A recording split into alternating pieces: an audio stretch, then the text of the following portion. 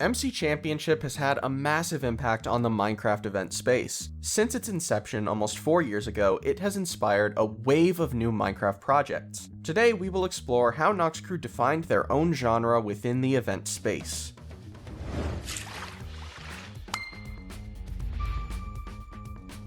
As MCC became popular, it was only natural that many fans wanted to play in similar events. The first event that followed in its footsteps was Block Wars.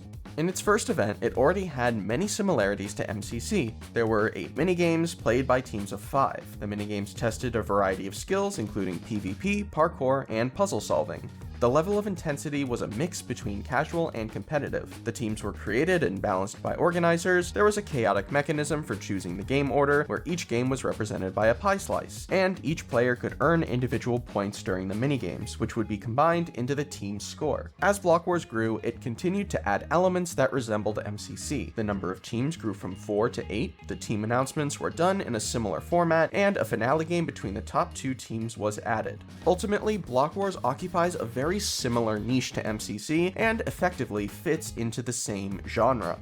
Over the years, more events have entered the Noxcrew genre in a similar fashion. Pandora's Box, Crown Quest, MCMayhem, and MC Mania are just a few of the many events that have been inspired by MCC. The genre has become more defined while also seeing more variations on the established concepts. Some of the most notable creative variations that we've seen are: Block Wars hides the scores of every team during the 8th game, so that nobody knows for sure which teams will make it to the finale. Then there is a dramatic reveal of everybody's scores and we finally learn who the top teams are. Pandora's Box was the first to have team intros, which were also added to Block Wars and MCC later on. Pandora's Box has also experimented with new types of scoring, such as a damage-based point system in their PvP games. Crown Quest has one of the more unique finale games, where every team fights in a free-for-all battle arena. What's unique about this is the shop system, where the points your team earned in previous games are used as currency to buy weapons, food, and other equipment. This allows the last place team to have a slight chance at a comeback, while still giving the higher placing teams an advantage. And many other events have used the basic MCC structure as a way to experiment with original game concepts such as Trailblazers from Block Wars, Chalice Chase from Pandora's Box, and Multisplee from MC Mayhem. Each event is also an opportunity for developers, builders, musicians, and other artists to showcase their work.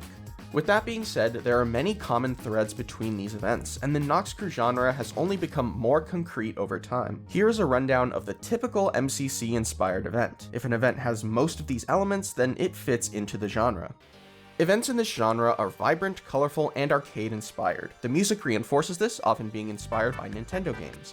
The event generally has a mix of casual and competitive features, and the player roster usually reflects this with a wide range of skill levels. The teams, which have between 3 and 5 players, are assembled by the organizers with the intention of being balanced. The team names feature alliteration with a color followed by the name of the team mascot. When the teams are announced on social media, the profile pictures of the team members are side by side in a graphic. Shortly before the start of the event, the update video is released detailing all the new changes with a lighthearted tone. Once the event begins, players are brought into a game selection area where each game is represented by a pie slice. After a chaotic voting period, the next game to be played is decided. Over the next few hours, roughly 8 main games are played, which test a variety of skills, typically PvP, movement, and team communication. One of these games will involve a race course that players will take 2 to 3 laps around. Another game will be inspired by Skywars, involving PvP on a series of floating islands. There will be a round-robin PvP game and a parkour-based game where players progress through a series of levels. Points will be scaled on a multiplier to allow for dramatic comebacks, and the 2 highest-placing teams will go on to the finale game. The finale is based around bows or projectiles and is a best of 3, best of 5, or best of 7 round game. Lastly, once a winning team is decided, they line up for a screenshot on the winner's podium. With these many common features between a range of events, there have been many debates about which one is the best. However, when talking about which event is the most influential, it's futile to argue against MCC. It has had so much influence on the community. MCC has established a genre of Minecraft events, spawning a culture with its own conventions, traditions, and even iconography. And many other groups have used this established genre as a way to explore new ideas and come up with new events, each with their own creative flair. And this all begs the question, will the next big Minecraft event be a part of this genre, or will it break the mold and give us a brand new format and style? Let us know what you think down in the comments.